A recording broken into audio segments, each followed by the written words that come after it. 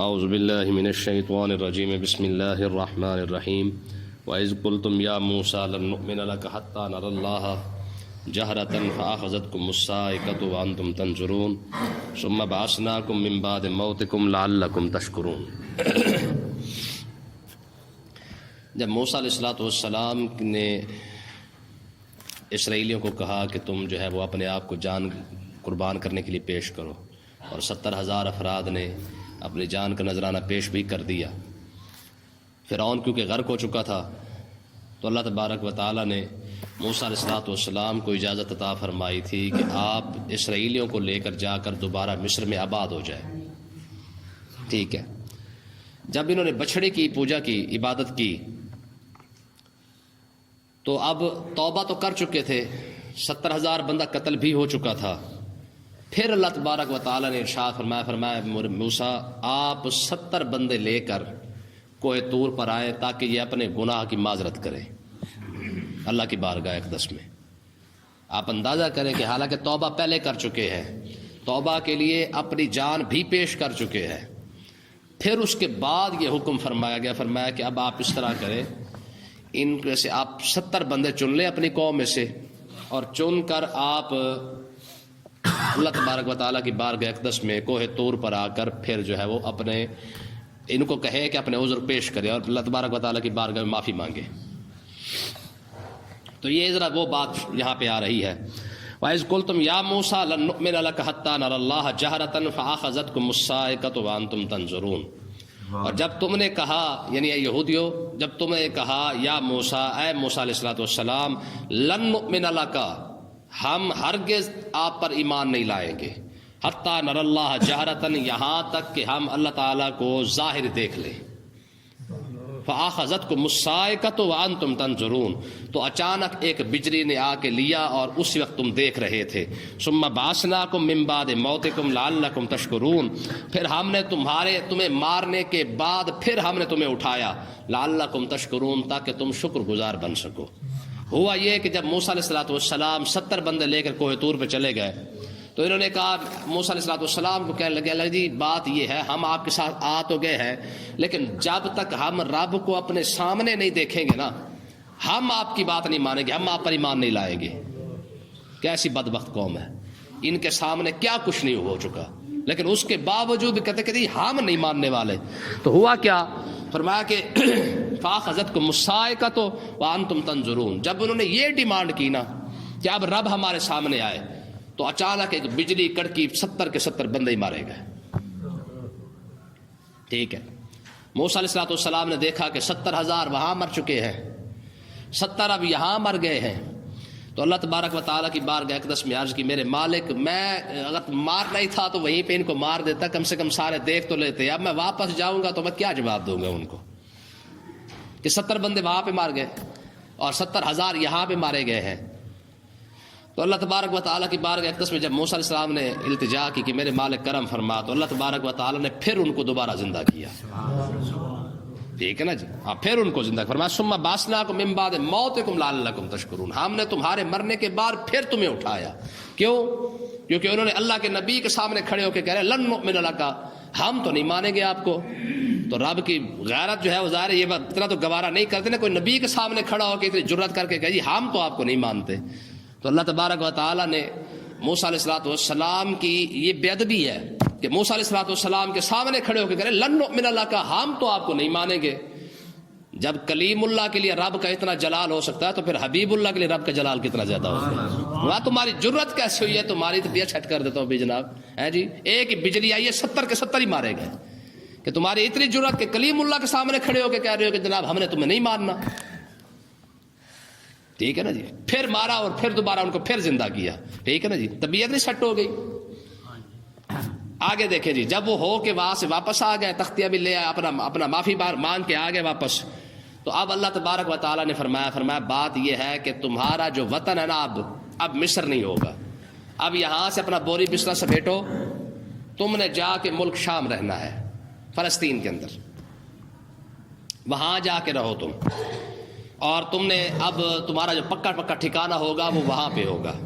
تو موسیٰ علیہ السلام نے ان کو کہا بھائی بات سنو، اب مصر کے اندر تمہارا رہنا جو ہے وہ ممکن نہیں ہے، اللہ تعالیٰ نے حکم دے دیا ہے، فلہٰذا یہاں سے نکلو۔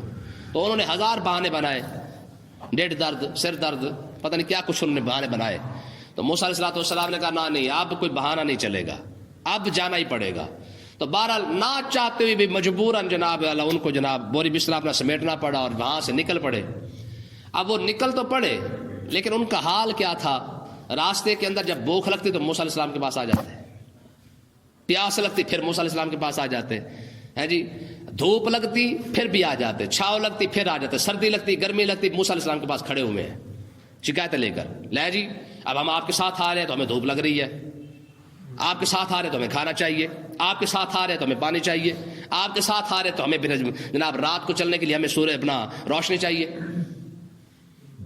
کیسی قوم ہے؟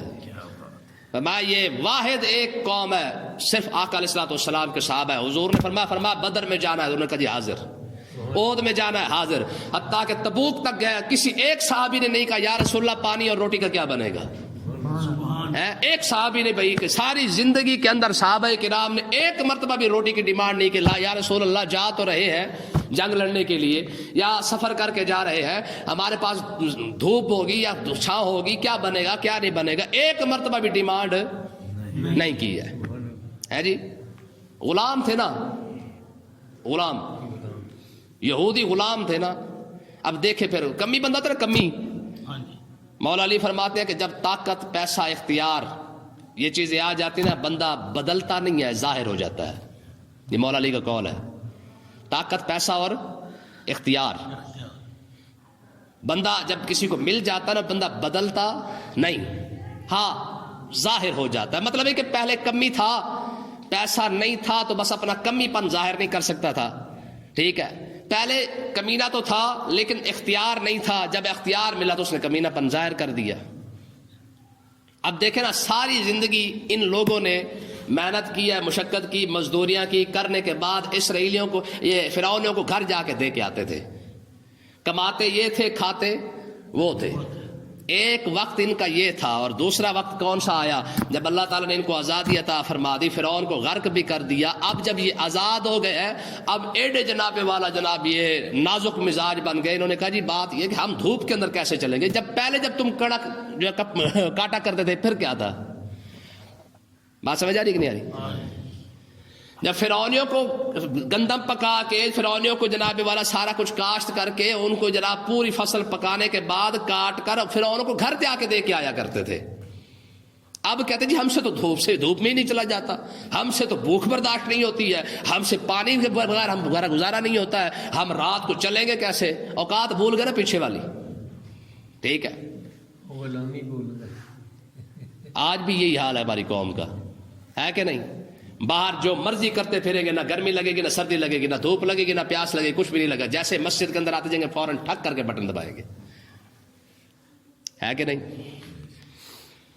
تو جگہ جگہ پہ انہوں نے کہا جی کھانا چاہیے، پینا چاہیے۔ آج ہماری قوم دیکھ لیں جگہ جگہ پہ بہانہ بناتی کھانے پینے کا کہ نہیں، ہماری خوشی آ جائے ہمارا کھانا چیک کر لیں، ہماری غمی آ جائے ہمارا کھانا دیکھ لیں، ہم جو مرضی کر لیں، سب سے پہلے ہمارا کھانا گڑا ہوا ہے۔ اور وہ بھی جب سے مصر سے نکلے تب سے انہوں نے کھانا ہی مانگا ہے اور کچھ بھی نہیں مانگا۔ اچھا مانگا انہوں نے کیسا ہے، ٹھیک ہے، جب انہوں نے کہا اگر ٹھیک ہے بھائی آپ اپنا ذمہ دارہ کر کے، جیسے پہلے فرعونوں کو دے کر آئے تھے، اب آپ پکا کر خود کھا لیا کریں۔ کہ ہم سے تو نہیں پکتا بھائی، ہم سے ذمہ دارہ نہیں ہوتا، ہم اب فصل کیسے پیے؟ تو اللہ تبارک و تعالیٰ نے فرمایا چلو کوئی بات نہیں، اس طرح کرتے ہیں آسمان سے اتار دیتے ہیں۔ آسمان سے اتارا، کچھ دیر چلے، انہوں نے کہا نہیں ہمارا تو یہ بھائی ہمارا گزارا نہیں ہوتا اس سے۔ 4 کلو روز ترنجبین ایک پھل تھا وہ اترتا تھا، ترنجبین، اور 4 کلو وہ اترتا ایک بندے کے لیے، اور ایک جو ہے وہ جناب اعلیٰ بھنا ہوا اترتا تھا، اور ایک روایت یہ ہے کہ ہوا آتی تھی جو شکار پرندے ساتھ لاتی، وہ شکار کرتے اور اس کو بھون کے کھا لیتے تھے، ٹھیک ہے۔ اب وہ کھانا بھی پسند نہیں آ رہا ہے۔ اس کے بعد جناب انہوں نے کہا نہیں جی ہم تو اب جناب یہ دال شال کھائیں گے، ہم سے یہ بھنے ہوئے کھانے نہیں کھائے جاتے۔ تو یہ حالات ان کے سارے بیان کیے گئے ہیں. اللہ تبارک و تعالیٰ نے ارشاد فرمایا وَظَلَّلْنَا عَلَيْكُمُ الْغَمَامَ. فرمایا جب انہوں نے کہا جی ہمیں تو دھوپ لگتی ہے, ہم نازک مزاج بندے ہیں, ہم دھوپ کے اندر کیسے چلیں, تو اللہ تبارک و تعالیٰ نے فرمایا وَظَلَّلْنَا عَلَيْكُمُ الْغَمَامَ, ہم نے ابر بادل کو جو ہے سفید بادل کو ہم نے ان پر سایہ بنا دیا. ایک بادل کو بھیجا, وہ دن رات ان کے ساتھ رہتا. ٹھیک ہے. وَأَنزَلْنَا عَلَيْكُمُ الْمَنَّ وَالسَّلْوَىٰ, اور ہم نے تم پر من اور سلوہ نازل فرمایا, یعنی وہ ترنجبین اور وہ پرندہ بنا ہوا. تو ہم نے فرمایا کلوا من طیبات ما رزقناکم, فرمایا کھاؤ ہماری جو دی ہوئی ستھری چیزیں ہیں. ٹھیک ہے. وما ظلمونا ولکن كانوا انفسهم یظلمون, ہم نے ان پر ظلم نہیں کیا, انہوں نے خود ہی اپنے جانوں پر ظلم کیا ہے. اللہ تبارک و تعالیٰ نے فرمایا تھا تمہیں ملتا رہے گا, تم نے جمع نہیں کرنا, بس ہفتے کے دن نہیں ملے گا, باقی سارا ہفتہ آپ کو ملتا رہے گا. تو انہوں نے کیا کیا, جمعے والا دن ڈبل آ جاتا, 4 کلو کی بجائے 8 کلو آ جاتا. تو صرف آزمائش یہ تھی کہ ہفتے والے دن نہیں آئے گا, تم نے ایک دن کے لیے جمع کرنا ہے, اس سے زیادہ جمع نہیں کرنا. تو انہوں نے جناب والا پھر اکٹھا کرنا شروع کر دیا. تو جب اکٹھا کرنا شروع کیا تو وہ رزق سارا خراب ہو گیا, تو پھر اس کے بعد آنا بھی بند ہو گیا. ٹھیک ہے جی. آگے دیکھیں کیا ہوا. وَإِذْ قُلْنَا ادْخُلُوا هَٰذِهِ الْقَرْيَةَ, اور جب ہم نے فرمایا تم جو ہے وہ بیت المقدس میں داخل ہو جاؤ, یا اریحا ایک بستی تھی وہاں داخل ہو جاؤ. تو ہوا کیا, فَكُلُوا مِنْهَا حَيْثُ شِئْتُمْ رَغَدًا, اور وہاں جو کچھ ہے تمہارے لیے, باغات ہیں, میوے ہیں, وہ بھی تم سارا کچھ کھاؤ پیو. ٹھیک ہے جی. قوم کھانے پینے پہ لگی ہوئی تھی نا یار. ایک مرتبہ بھی صحابہ کو نہیں کہا گیا کہ یار آپ نے وہاں بدر میں جا رہے ہیں, احد میں جا رہے ہیں, خندق میں جا رہے ہیں, تبوک میں جا رہے ہیں, وہاں پہ آپ کو کھانے پینے کا سامان ملے گا, کہا گیا؟ کہیں بھی نہیں کہا گیا. بس ایک بات کی گئی ہے, بھائی وہاں جانا ہے جہاں پہ, وہاں جا کے لڑنا ہے, وہاں جا کے جنگ کرنی ہے, وہاں جا کے جنگ کرنی ہے. ملے گا کیا؟ آقا علیہ السلام نے فرمایا جنت. ہے حضور کے ایک صحابی کھڑے ہوئے ہیں, جنگ لگی ہوئی ہے, جنگ لگ رہی ہوئی ہے. ٹھیک ہے. اور پوچھتے ہیں یا رسول اللہ میرے اور جنت کے درمیان فاصلہ کتنا ہے, میرے اور جنت کے درمیان کتنا فاصلہ ہے؟ کھجوریں ہاتھ میں پکڑی ہوئی ہیں. حضور نے فرمایا جتنا کھجوروں کے کھانے کا فاصلہ ہے اتنا ہی جنت اور تیرے درمیان فاصلہ ہے. کہا جی پھر اس کا مطلب یہ ہے کہ یہ کھجوریں آڑے آ رہی ہیں, کھجوریں پھینک کے, کہا اب ہم نے کھجوریں جنت میں جا کے کھانی ہے. ٹھیک ہے. وہ مٹھی بھر کھجوریں بھی پھینک دی, وہ پھینکی اور جا کے جنگ کے اندر لڑے, اسی وقت شہید ہو گئے. سمجھ آئی کہ نہیں آئی ہے؟ ہاں.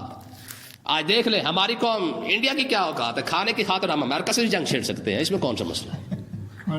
آج بالکل بات اگر چاولوں کی آ جائے تو ہم چاولوں کی خاطر تو انسانیت بھول جاتے ہیں. ذرا دیکھیں نا شادی پر کیا تماشا ہوتا ہے, نہیں ہوتا؟ تو جو عادتیں یہودیوں کے اندر تھی وہی عادتیں آج یہ امت مسلمہ, کیونکہ وہ بھی غلام تھے, غلامی والی عادتیں نہیں گئیں, اور یہ قوم بھی غلام ہے, غلامی والی عادتیں. غلام قوم کھانے سے اوپر نہیں جائے گا, کبھی بھی نہیں جائے گی. آپ 40واں دیکھ لیں, 15واں دیکھ لیں, 20واں دیکھ لیں, 7واں دیکھ لیں, کلخانی دیکھ لیں, میلاد النبی دیکھ لیں, یاری دیکھ لیں, باری دیکھ لیں, جتنے مرضی آپ فنکشن دیکھ لیں, خوشی غمی دیکھ لیں, سب سے پہلے لنگر. اور اس قوم کو باقاعدہ اکٹھا کرنے کے لیے اشتہاروں پر لکھنا پڑتا ہے لنگر کا وسیع انتظام ہوگا. پتہ ہے کہ یہ قوم کبھی بھی چاولوں کے بغیر نہیں آئے گی. مجھے آپ یار بتاؤ یار, یہودیوں کی بھی یہی عادت. انہوں نے سب سے پہلے موسیٰ علیہ السلام نے کہا بھائی بیت المقدس جانا ہے, کہا جی کھانے کے لیے ملے گا کیا؟ ایسا والی گل نہیں ہے, سوچنے والی گل ہے کہ جو عادتیں ان کے اندر تھیں وہی عادتیں ہماری قوم کے اندر ہے. ٹھیک ہے. موسیٰ علیہ السلام نے کہا بھائی اللہ کے راہ میں جہاد کے لیے نکلنا ہے, کہا جی کھانے کے لیے کیا ملے گا, پینے کے لیے کیا ملے گا. اور آج ہم جب کہتے ہیں بھائی آ کے تھوڑا سا محفل میلاد کے اندر بیٹھ جا, کرے جی چاول پکے کہ نہیں.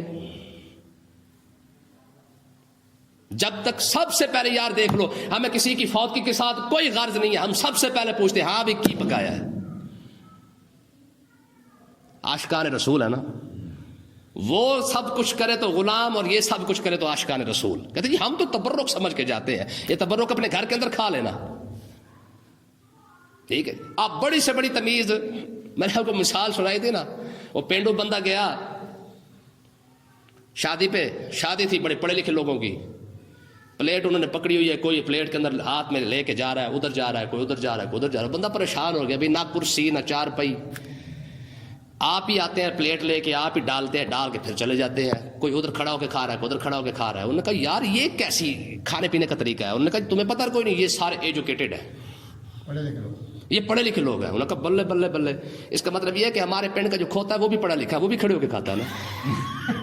یہ اس دیہاتی بندوں سے کہا بھیا اگر یہ تعلیم ہے کہ 16 پڑھنے کے بعد ایم اے کرنے کے بعد ماسٹر کرنے کے بعد پی ایچ ڈی کرنے کے بعد اگر تم یہاں تک پہنچے ہو کہ تم نے کھڑے ہو کہ خود ڈال کے خود ہی ادھر کھڑے ہو کے کھانا ہے، تو ہم نے جو کھوتا رکھا ہو وہ بھی تو ایجوکیٹڈ ہوا نا، ہمیں تو پتہ ہی کوئی نہیں تھا کہ ہمیں پڑھے لکھے کھوتے رکھے ہوئے ہیں، وہ بھی تو کھڑے ہو کے کھاتا ہے۔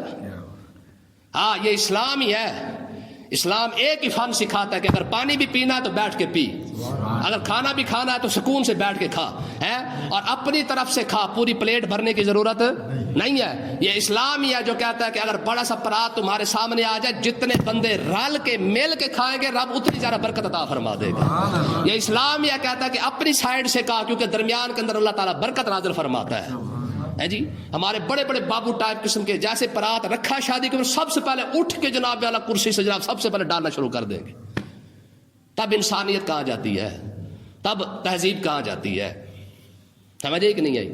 تو جو حال ان کا تھا وہی حال بھئی غلام قوم کھانے سے اوپر نہیں جاتی ہے۔ آگے دیکھیں جی، اللہ تبارک و تعالیٰ نے ارشاد فرمایا وَإِذْ نَدْخُلُ هَٰذِهِ الْقَرْيَةَ، ہم نے فرمایا کہ اس بستی میں داخل ہو جاؤ، فَكُلُوا مِنْهَا حَيْثُ شِئْتُمْ، تمہاری اوقات کھانے پینے کی ہے نا، تو جو مرضی کھاؤ پیو، تمہاری اوقات اتنی ہے۔ ہاں صحابہ سے ایک ہی بات کی گئی ہے، فرمایا تم اللہ کی راہ میں شہید ہو جاؤ، رب جنت کے اندر کھانا پینا تمہیں عطا فرمائے گا۔